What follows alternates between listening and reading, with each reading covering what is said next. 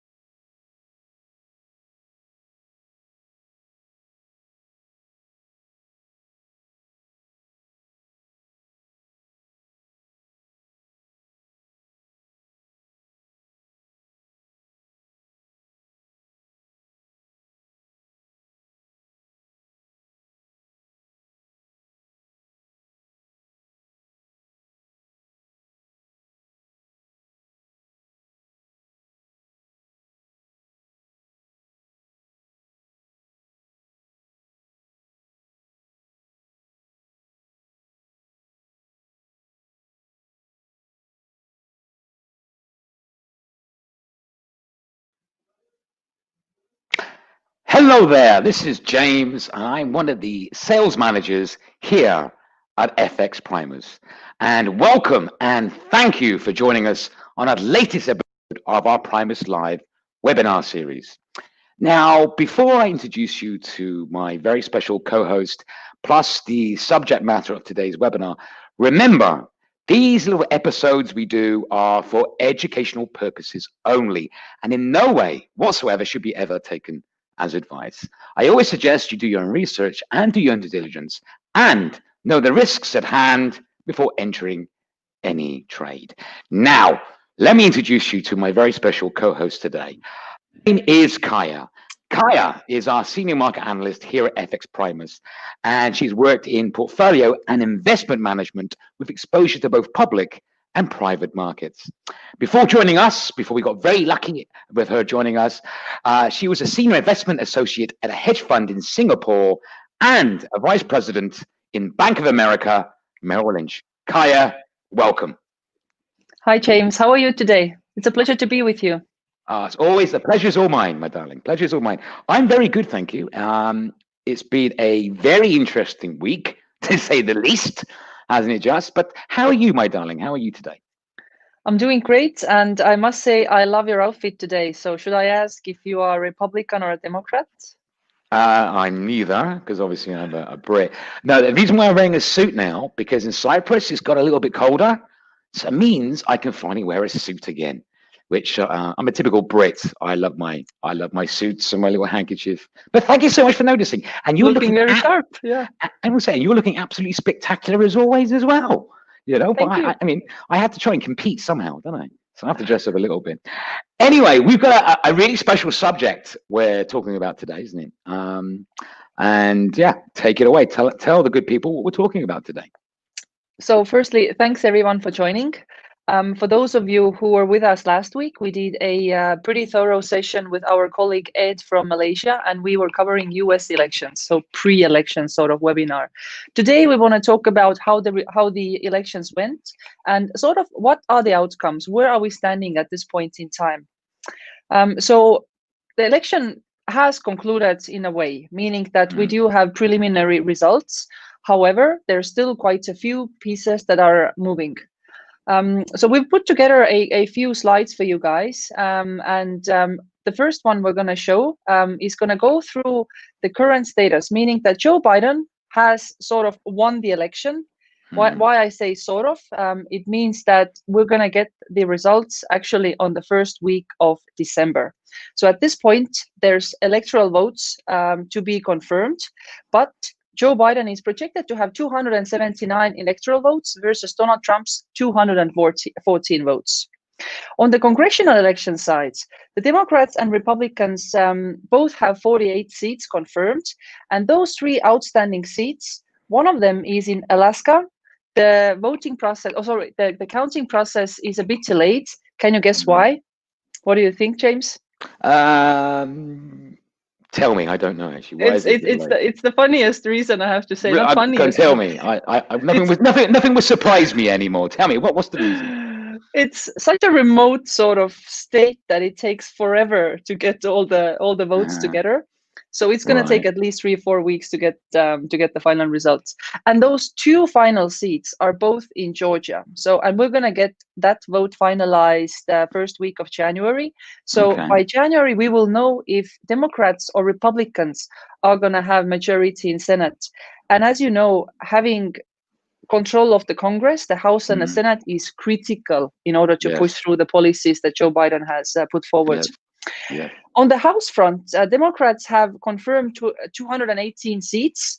So if you recall the previous elections, they actually lost 6 seats. So from congressional election perspective, Democrats actually lost, that level. Yeah. And Republicans have 201 confirmed. You see, this is an interesting thing. Again, it's sort of gossip and chit chat. Obviously, we're hoping to get, like as you already mentioned, the first week in December. We should finally know for certain if we're going to have President Biden next year. But this is one of the conspiracy theories that the sitting president says has been obviously electoral fraud. Now, the other argument is, of course, if Democrats was really doing that, do you think they would have lost seats in the House as well? Or do you think they would have sealed that to make sure they have overall control? It's brilliant logic you have here, and I agree. I mean, it's the same ballot. Like, why would they want to win one and lose the other? I mean, of course, there's so many conspiracy theories at this point, and impossible to prove. But I would like to think that, US being sort of, they like to call them the number one democracy in the world. It's such a large scale fraud is very hard to pull off. But I guess we'll have to wait and see. True. Plus, let's face it, it makes it a little bit more interesting for the next couple of weeks. Anyway, so going on that, of course, President Trump has not conceded in any way whatsoever, has he? No, Donald Trump is being Donald Trump, basically. Donald Trump is very busy filing lawsuits. So he will probably go to the federal court or federal judges in order to have the recount of some of the votes. And he's also pretty busy tweeting. So I'm not sure if you followed his Twitter page, by the way. It's very, very entertaining. Yes. A lot of caps lock, Yeah. a lot of exclamation marks. Yeah. But it's also the Republican Party, who's sort of taking his side. So again, you have to respect the process and the democracy of the US. If a sitting president is not conceding, there are certain steps you have to go through. The market and the rest of us, we just have to wait and see what's going to happen. But clearly, the market is not super fond of having this type of uncertainty. And we discussed this again the previous week, that there could be an option that nobody has won the election. However, I think at this point, Joe Biden has already started putting together a transition team, or I should say it's already put together, but the transition team has started to getting access to documentation and everything. So I think it's pretty high probability that the status quo, meaning the Biden is the president, is going to remain also in January. Yeah, I think, to be fair, I think at the end of the day, we all know the foregone conclusion that we will have Biden as president next year. Just this whole build-up, this whole legal issues, the whole case or discussions of fraud with no evidence, it's just something to drag it out all the way to January the 20th, which I think safe to say that we are, unless something completely shocking happens, we are pretty, I think the market's pretty confident that you'll be seeing Joe Biden in the White House come January. But yeah, again, it makes it a bit more interesting. And let's face it, in Donald Trump's tenure as president, it's been nothing but interesting. So it's no surprise near the end of it, it'll be just as interesting as usual. But yeah, exactly. Did we expect something less of him? No, we didn't. No, of course not. Of course not. But anyway, all good. So yeah, on the assumption that we're going to have, let's say, split Congress at this point, looking at what the probabilities are showing us, most likely Republicans are going to have the Senate, and Democrats are going to have the House, which means we're going to have a split Congress. Joe Biden is going to have to be quite flexible with his policies in order to get anything implemented. So there is a bit of a quarrel between the two parties, and we've seen with Donald Trump as well as with Obama back, whatever year was that, 2008, 2006, until his sort of last day, that it was very hard to actually get anything implemented because there was a very strong opposition in the Senate in the form of Mitch McConnell. So Joe Biden will have to be quite flexible. He will have to make some concessions. He will probably continue to use executive orders the same way that Donald Trump did. And we're going to see a few of his initiatives pushed through. So the market is very confident that we're going to have an infrastructure bill. The sort of expected amount will be $2 trillion, which is huge. And that will be at least used on productive assets, meaning you're gonna build a road, you're gonna build an airport, maybe you're gonna update your cables, and through that people are gonna be able to have jobs. There's gonna be revenues for companies, and you're gonna have tax coming into the country, into the government. So from that perspective, the infrastructure bill is brilliant. So you do generate the sort of cash flows, and you're going to increase velocity of money. Yeah. We can expect some green initiatives to be passed, not to the extent of the Green New Deal that was, put forward about a year ago, probably not to that level. However, a few initiatives most likely are going to happen. I would guess that fracking won't be banned. I think that the lobbying force behind that sector is too strong. But I would also see use of executive orders to reverse some of Trump's executive orders. So, for instance, immigration. It could also be the trade agreements in place. So I think we're going to go back into more sort of cooperative world, I would like to see. I think it's obviously that it's talk that one of the first things that Biden would look to do is obviously get the US back at the Paris Treaty agreement, isn't it? The peace, the environmental treaty. So he's looking to get back into that. So that was one of the first things I think he's looking to try and achieve, is reverse, obviously, like you said, reverse Trump's decision to take the US out. So yeah, it's going to be it's going to be. I mean, do you, like I say, obviously, one of the things, this, certainly with the infrastructure bill, is like you said, some of the roads, some of the infrastructure of the US. Bear in mind, the US is the world's #1 economy. Apparently, is terrible. But the big thing behind this is, again, like you rightly said, to create jobs and revenue for the government, which at this very moment in time, they need it more than ever, especially the job market. So yeah, this could be, it's a great initiative. I hope he gets it. Let's hope he gets it through. Yeah, agreed. And we're going to see some sort of COVID relief bill as well, not to the amount that the Democrats wanted to put forward before the election. So I think it was, if I'm not mistaken, 2.2 trillion that Nancy Pelosi was trying to negotiate. Yeah. Mitch McConnell, who's the sort of majority leader in Senate, has said that he is willing to do some sort of stimulus, but not to the same extent or not to the same amount. So probably he will be signing off piecemeal type of stimulus initiatives. And I think that's one side where Democrats really made a mistake. I think Nancy Pelosi is on a thin ice going forward. I don't think he will be in her position for very, very long, because I think the perception is that she delayed too much and she was probably overplayed her hand because Senate is projected to go to Republicans. But interesting fact is that Mitch McConnell and Joe Biden, they're apparently very good friends. They've been working together for the last 40 years, most likely. So I think there will be a bit of cooperation between these two guys. Like, I think they're both willing to make some sort of concessions to get, some things done. I don't think we're going to see tax hikes. I don't think we're going to see, stimulus to that amount that Democrats really wanted. I think we're not going to see that many reversals to deregulation as was projected. But I think we're going to have some sort of different regulation. Let's say, for instance, for tech companies, there could be some sort of antitrust for Google and perhaps Facebook. And I think these things I've just mentioned, no tax hikes, some sort of stimulus, has really created the sort of market environment we have today, the market sentiment that we have today. As you know, I mean, equity markets are skyrocketing basically. After the elections, we had the Biden boom or Biden euphoria, I would even say. Yeah.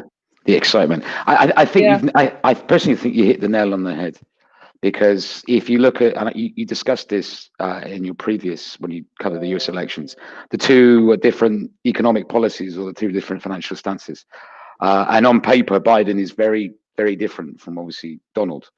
But I think you're right. I don't think it'd be madness for them to come in and do too many dramatic changes straight away on an economy which is already under a lot of strain due to COVID-19, due to everything.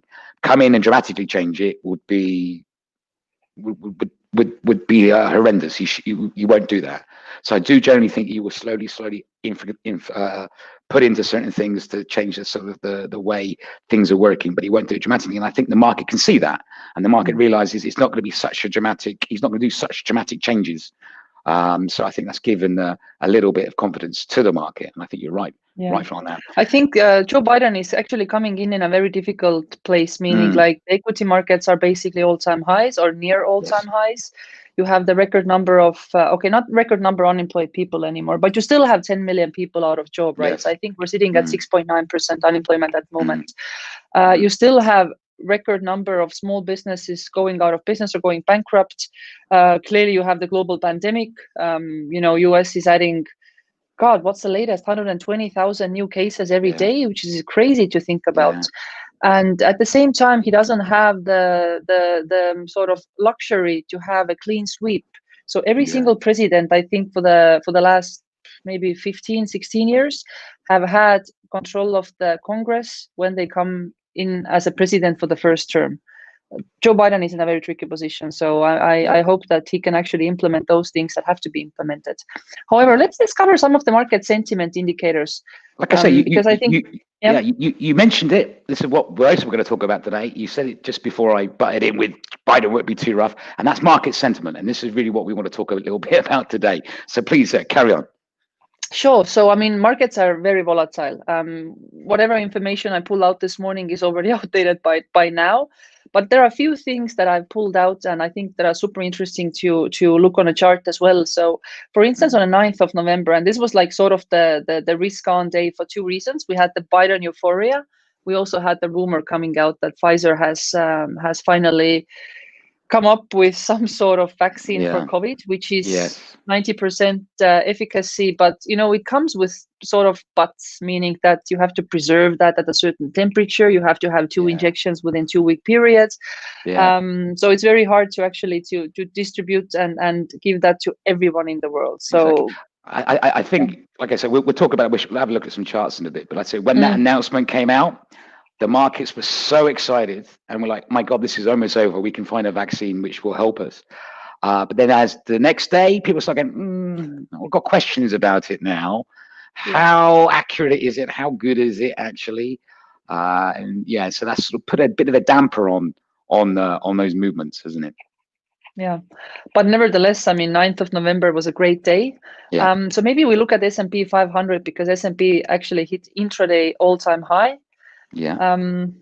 Yeah, bring up my chart. Got my chart ready. Let's have a quick look. Let's see. So obviously this is the S&P 500. This is on a daily chart. And as we can see, obviously that was the 9th there. This candle here. Yeah. That huge, obviously long wick. That huge spike up with the excitement that we made. Like I say, the Biden joy, but also the COVID-19 potential vaccine excitement. So we saw a great big move on that, didn't we? Yeah, I was just testing, or not testing, but I was sort of questioning Ed last week, asking about this particular chart. Is this double bottom or is this double top? What do you see on this chart? I don't see a double bottom. Say, right? No, okay. I don't see a double bottom. I don't even, like I say, even the daily here. I mean, do you ever do the Elliott wave theory out of interest?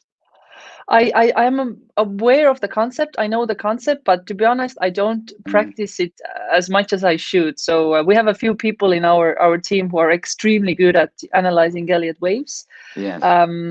Maybe that's something we can cover during our technical sessions. I think we do, because I was going to kind of quickly see if I can see an Elliott wave, and I can actually see it at the moment. Yeah. So there, but there's no. Yeah, no, I don't see either. But it's brilliant. Again, it sort of shows that there's still energy in the bulls. We'll see how long they're going to continue, but again, with this sort of next day analysis that came, we saw a bit of sector rotation as well. So it was out of sort of big tech, and we saw a bit of more faith put into those maybe more COVID type of stocks, such as the travel industry, and some casinos were recovering, and that type of companies that were just completely out of favor for the last 6 months. Exactly. I mean, we can have a look at, for example, at oil. For example, oil rose obviously on the back of that, because clearly, if there is a vaccine which works, then, as you rightfully already said, airlines can go back to operation. We can start traveling again. And like I say, we can see here, oil had a reasonable move as well on that day, spiking up higher. Oil has a great week, actually. I mean, back at 42 now, if I can see that number correctly. Yeah, $42.14. Yeah, which is brilliant. And again, oil is a great intermediary sort of between the financial world and real world. So if oil starts actually making big changes, then we can deduct from there that, okay, maybe market is seeing some inflation or some deflation or economic growth. Yeah, absolutely. Gold didn't have such a good data, did it? On the 9th. Gold did not. Gold has had they had a good last week, but that particular day wasn't the best for gold. No, it wasn't. It was not quite a disaster, but it wasn't pretty, was it? I mean, look at I mean, that was a dramatic drop. Almost $100 drop, wasn't it? Yeah. On the announcement. So it didn't have a good day at all with that. Can I pull out one more, or ask you to pull out one more? Yeah, please. Tell me. I found one brilliant, which was a USD yen. Dollar yen. Yes, dollar I saw yen. that. It was actually all the safe havens. Euro Swiss, Euro skyrocketed against the Swissy, dollar Swissy, dollar yen, the guppy, euro yen, everything was. But if we bring up the dollar yen as well. But looking at the currency, I mean, the pair that has the volumes this particular pair has, and seeing this type of charts, I mean, I'm amazed. I hope they put that in a history book one day. Yeah. It was a brilliant. It was for market activity, market excitement.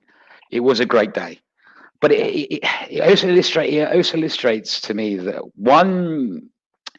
Bear in mind the world and the market at the moment are so uncertain. There's so much uncertainty with the US elections being one, Brexit negotiations being another, obviously the COVID-19 crisis. You get that one little ray of hope or one bit of breaking news and changes sentiment, market sentiment completely like that. And yeah, as we can see, that one little bit of breaking news, little hope, everything changes, so yeah. Brilliant. Actually, I have a question to you as well, coming from the same sort of election. Where were you during the time of the announcement when the news broke that Biden has been elected? Okay, really boring because I'm really old. It was Saturday in the evening, and I was in a shop queuing up to buy some milk and some biscuits. That's how exciting my life is. That is boring. Where are you? I was in Cyprus. I was in a beach club called Columbia Beach. Who's been in the muscle? They know this place really well. Right. I saw the flash on my phone screen, and I was like, champagne. And what's surprising, I wasn't the only table. There were tables around me who got the same pop-up, and they were like, we're all gonna have champagne. So people were celebrating. This election is very, very emotional for people, one way or the other. Either they have economic impact, or it's just sentimental impact for them. So you can see people care about it a lot. Well, like I say, it does affect the whole world. It really does, because it still is the leading economy in the world. They are apparently the leader of the free world as well, So it does have a big impact. But where you were sounds a lot more glamorous than me in a queue with milk and biscuits with my mask on, obviously. So there you go. There you go. What other sort of stuff do we want to talk about market sentiment wise? A few ETFs I've pulled out. So I follow those equity ETFs that are based on sectors. They give very good indication where is the sort of smart money, they call it. I don't know how smart it is, but where's institutional money flowing? So and three sectors that have hit all-time highs is consumer discretionary, it's semiconductors, and it's transportation. All these are highly cyclical. So what we can assume is that investors are seeing economy really blooming, meaning that people willing to spend money again. Although consumer discretionary is predominantly Amazon, so I think 23% of it is Amazon. But nevertheless, the fact that semiconductors and transportation has picked up, it means that people do see the economic activity coming back. And another one that's interesting is Russell 2000, which is 2,000 companies in the US that are small cap. This hitting all-time high is a proof that investors see real economy picking up. And real economy means that companies who actually who service US people in the States, not those big multi-corporates who can do financial engineering to a large extent, or who have access to very cheap funding, and that's why perhaps their corporate profits are slightly higher. And one more interesting fact is that Russell 2000 and then transportation ETF have very high correlation. So whenever one hits all-time high, the other one hits all-time high. Yeah, they follow each other. I understand. They follow each other. Yeah. And the VIX. Everyone's favorite, the fear index. The fear index, because again, this is always obviously is tradable as an asset as well, but it's always a really good instrument to watch, because again, it can give you an indication of market sentiment, again, how the market is feeling about the overall mood, and are they optimistic or not so optimistic, so to speak. Yeah. And for those who don't know what's sort of underlying for VIX, it's basically options that have been bought or sold on S&P 500. So if you have put options, the formula is quite complicated, but if you have put options, that overweigh the call options, then you're gonna have fear index growing effectively, and the other way around. And it's very, very widely quoted by everyone in the financial sort of world. I mean, it all makes sense. If more people are buying puts on the S&P, that means more people believe the S&P is going to go down. Yeah. You know, so it sort of does explain why it's quite a well-known fear index on that, or known as the fear index. Yeah, let's look at on the chart as well, because that's also interesting, since it really hit low, and VIX has been quite high for the last 7 months. It has. Let me just pull it back up on my chart. Where is it? What do I have? Here it is. Nope. VIX. Here it is. Okay, this is on a 30-minute. If we try to look at it on a daily. Okay, let's look at daily. So this is on the daily here. So you can see the height of the year during lockdown. You can see that it was very, very high, showing obviously that market sentiment was very, very bearish, very, very fearful.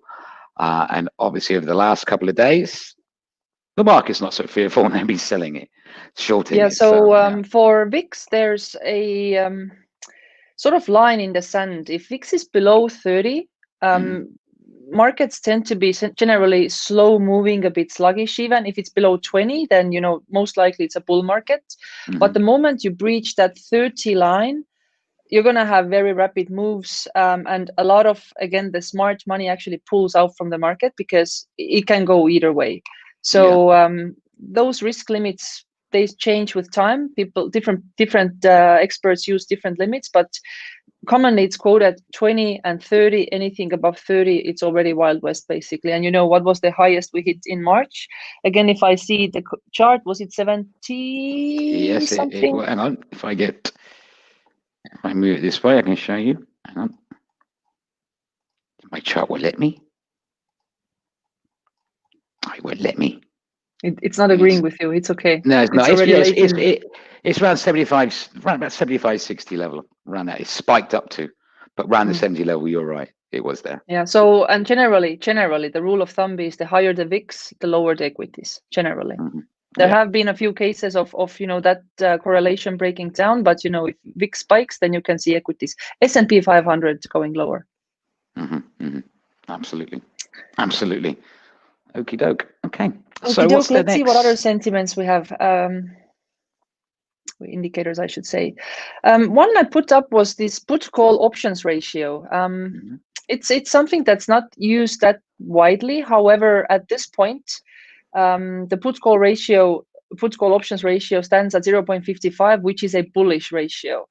That chart is not as easy to find, but I'm just put this here as a line item to show that even that particular, which is very, how to say, this is something institutional investors use a lot. So it really shows that the bullishness is across the board. Then let's give a look at also DXY, which is US dollar index. Dollar index, make sure I got it on my chart. Ready?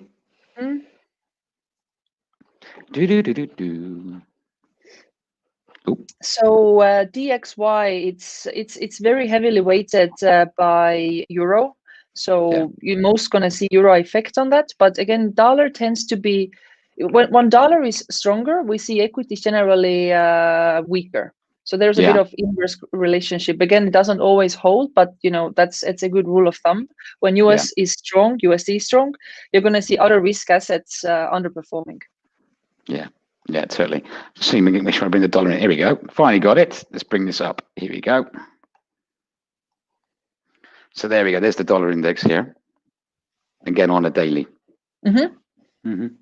And on that day, again, it wasn't that pronounced movement, but you could see it was slightly moving lower, and the daily price was below 21-day moving average. So 21 is a good indicator for monthly movement. Yeah. So you can see on a monthly basis, we were slightly edging on the lower side.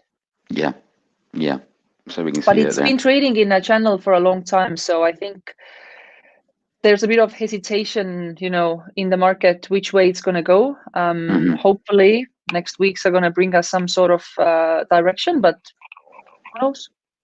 Yeah, that's a very good one to look at, because you're right. You really can see the channel here, can you?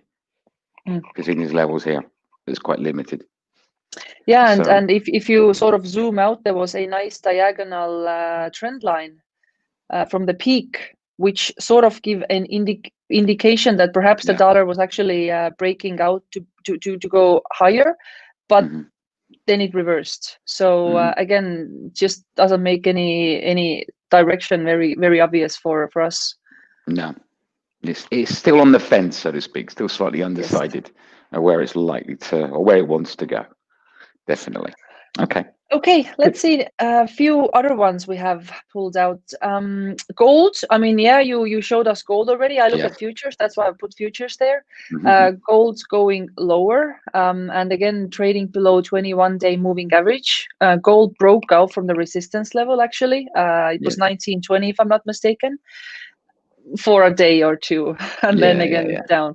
So it's interesting that gold really, I mean, if you talk with market experts, they see gold in a secular bull trend.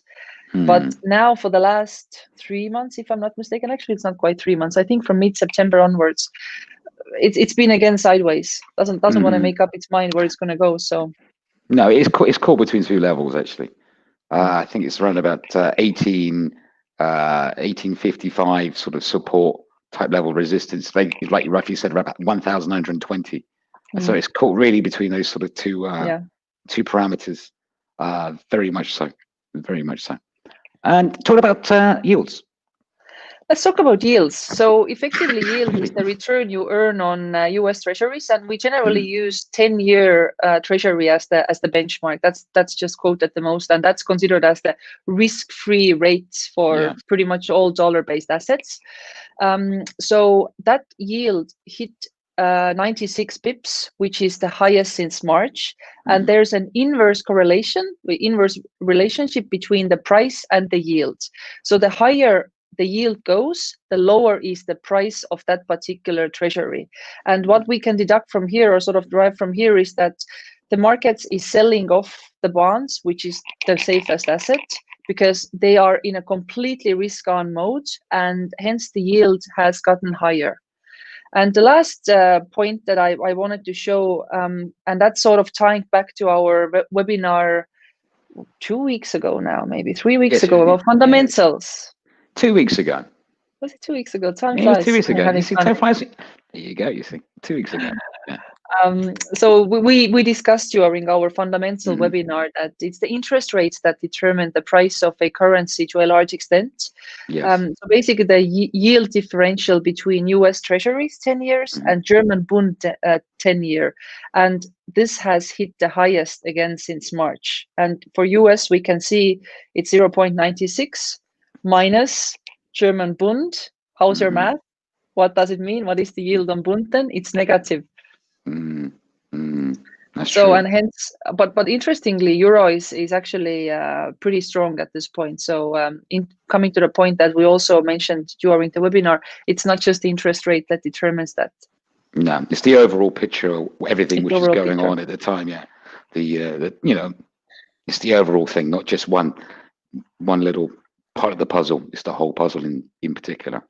But that's true. So in general, though, do you think we are seeing? Obviously, we had a hell of a day on the 9th, and so there is a little bit of optimism sneaking in. Do you think the mood of the market for the end of the year is beginning to change? We are a bit more optimistic now. From technicals perspective, looking at equities, most likely there's going to be a few more all-time highs. I think the momentum is still there. From fundamental side, I think it's just a lot of ambiguity what's going on again with Trump not conceding and potentially having surprises with the electoral votes or having surprises with those 3 remaining Senate seats from Alaska and Georgia. So there could be surprises that can move the market and will move the market. But technical side, for me, it seems that it's going to be equities higher. It's going to be US dollar lower or oscillating within the same range, and gold is the same. So gold is not directional looking at the chart at this point. It's only the fundamental story that's supporting gold or potentially pushing the gold higher. Very much so. So still plenty more fun to be had in the next couple of trading sessions, the next couple of trading weeks. Right, my darling, we got some questions. I like my favorite section is questions. It is my favorite bit actually as well.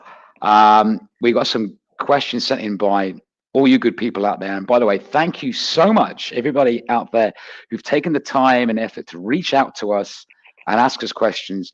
As I was saying to Kai before we came on, or came online, or went live, it's so nice to know that people are watching and are actually engaging with us. And so it means we can give you the information you require and you need. So thank you again, everybody who's taken the time in to write questions to us. Now, and I'll just add one comment. Yes. We are doing this session because of the feedback we got from you guys. So exactly. It was brilliant feedback. People reached out, they have more questions, they wanted to follow up after the election. So the more you reach out to us, the more we know what we can do and what we can prepare for you guys. Exactly. Very, very, very well said. Perfectly said, in fact. Okay, the first question then, ready, is how does Biden policy affect the dollar's value? So how does Joe Biden's new policies affect the value of the dollar? And I think we spoke a little bit about that, but do you want to carry on? Yeah, I mean, as we mentioned earlier, Joe Biden can't implement his policies as he would like to. Yeah. There has to be some concessions on his side and also on the Republican Party side. So most likely it's going to be no tax hikes. It's going to be the deregulation, not to the extent that we were expecting. But at the same time, he's going to reverse some of those sort of more restrictive policies. So what I would see is most likely equities going higher. Already they're very high, but they can still grow. And US dollar most likely either weakening or staying at the level where it is now. So sort of oscillating between, let's say, perhaps 92 to 94 levels. And I'm talking about DXY here. Yeah, very good. Yeah, very, very true. Again, I think you've pretty much covered this question, your previous answer. But what can we expect from the markets after Biden's win? Again, I think you pretty much answered that already. Okay, another question here is how do you analyze the markets using fundamentals? It's a great question. I think the best way to answer this is to go back to our webinar we did 2 weeks ago. 2 weeks ago, indeed. Trusting you. Please go to our YouTube page. We have the video section there. Go and look for the live that me and James did together. We cover some of the fundamentals there, and we are going to do most likely a follow-up session or some sort of supplementary on the same topic. And feel free to share feedback if you want us to cover any other areas of the fundamentals that we haven't touched already.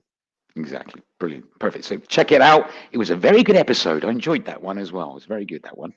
All right. Another question is, what is the effect of the COVID-19 vaccine test / election results on the Dow Jones, US 30? And what is the possible expectations in the coming days? We'll see how's the euphoria, if it's going to wear out or if we're going to continue flying this optimism wave. Personally, when I saw the news, I felt relieved, knowing that I will not be the priority, list to get the vaccine in no way. Yeah. But I think there's still the euphoria. People are pretty hopeful that if not Pfizer, then other companies are going to be able to come to market with their vaccines. Yes. So I think once we have a vaccine, you're going to see, talking about equity sectors, for instance, you're going to see those beat down sectors such as, restaurants already have sort of gained back their 70% of their previous levels, but transportation, theme parks, cruise lines, airlines, for instance, casinos, these are going to do extremely well. Yeah. So that's fingers crossed. That hopefully they do get it. We've touched on this already, but we'll answer this question. What caused gold to move 1,000 pips within a day? I guess they're referring back to the 9th of November, which we've already answered. It was optimism of the... It was optimism, Yeah, pure optimism for the vaccine. There was a vaccine on its way. And again, a question I think is linked to that. Why the market moved like this? I'm guessing was referring, same as the previous question, referring to what made gold move. Again, the markets are moving the way it has done over the previous couple of trading sessions. Purely optimism that we do have a potential vaccine, and obviously maybe the belief that Biden will indeed be the next US president. Yeah. So I think with any announcement that comes out from the US when it comes to, let's say, Congress or sort of Biden's results, anything that's finite is going to give a bit of more push to that euphoria, because there's another hindrance gone, another hindrance gone, another hindrance gone. So I think by the 20th of January 2021, which is the inauguration day, I think that's when the reality hits. Euphoria most likely is going to be gone, and that's when we can really count the chicks after hatching, like where do we stand with the markets. But for now, I think it's just everyone's just relieved, we're out of this tweet driven market movement. This unexpected announcements that can come anytime, set your risk limits as well as you can, but if something comes out from Twitter, nothing you can do about it. No, exactly.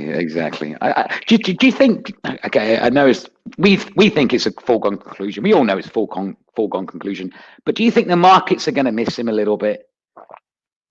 Oh, for sure. I mean, day traders made so much profit based on his tweets. So for sure, there are a group of people who are gonna miss him. I think there are even some algos that were built basically around the let me think how to phrase that, around the interval when Trump was posting. So they sort of identified those periods when he was the most active, which happened to be very odd night hours or early morning hours. And if he hadn't posted for some period, then the algo sort of allocated money into VIX. Which is brilliant again. We've just got a cracking question has just come in, actually, from somebody who's watching the show live now. And the question is, can financial stimulus push gold higher? This is somebody actually watching the show as we speak. That's an interesting question. So gold is a very funky asset. And we can talk about it for another hour, but just to give a brief summary, so gold is generally considered to be as the hedge for inflation. At the same time, it's a hedge for deflation. So because in a deflationary environment, that's when the value of assets starts declining. Gold generally doesn't decline, being a hard asset. So the stimulus that comes out of, again, depends if it's monetary stimulus coming out of the Fed or if it's fiscal stimulus coming out of the government. The governmental stimulus has all the likelihood to increase inflation. Because again, they stimulate the real economy, meaning they're going to build roads. People are going to get paid. Their salaries go higher. They're going to demand more salaries. Blah blah blah. That could be inflationary, and that could actually push gold higher. I wouldn't see that there's any inflation coming out of the monetary stimulus that comes out of the Fed, because effectively Fed can't do anything. They can just change inflation expectation, but they cannot increase inflation as such. So very, very long answer, but I suppose the question is, if you talk about fiscal stimulus or monetary stimulus. Fiscal stimulus, yes. There's another quick question, I think, because you briefly mentioned it as well. Again, this is somebody watching us live has sent this in. How do you see the Russell 2000? I guess that's your overall opinion. I think Russell is going to go higher again. If it's a real economy that's going to pick up, then Russell definitely is going to be the main winner from that. Russell it took a proper beating after the March crisis. And, when S&P and NASDAQ were hitting all-time highs, Russell was still struggling. And I think Russell started picking up only in September. But now, definitely, I think it will go higher. On the back of vaccine as well as stimulus, fiscal stimulus that the government has for small businesses and for people.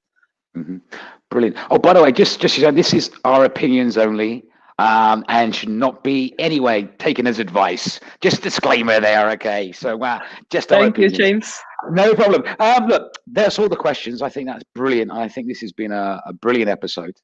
So I agree. Great questions. Absolutely love them. We appreciate your engagement, and that's what helps us to bring better content for you as well. So please always reach out to us via social media or email, and we're available on every single channel. So exactly. So a big thank you for everybody for the questions. We absolutely love it. It's so nice to know that people are watching and interacting. And as Kaya rightfully said, let us know, give us your feedback so we can make sure we cater these little episodes to exactly what you need and what you want. Brilliant. On that note, should we say goodbye? Let's say goodbye for tonight. We'll see you guys soon. We'll see you next week already, most likely. So we're going to do another one next week. Definitely see you next week. So thank you so much, Kaya, for joining me and making this show a really good one. I really enjoyed it. So everybody, remember, these little episodes of ours are for educational purposes only, and no way whatsoever should be taken as advice. So I always suggest do your own research, do your own due diligence, and more importantly, know the risks at hand before entering any trade. Till next time, every single one of you out there, trade safe.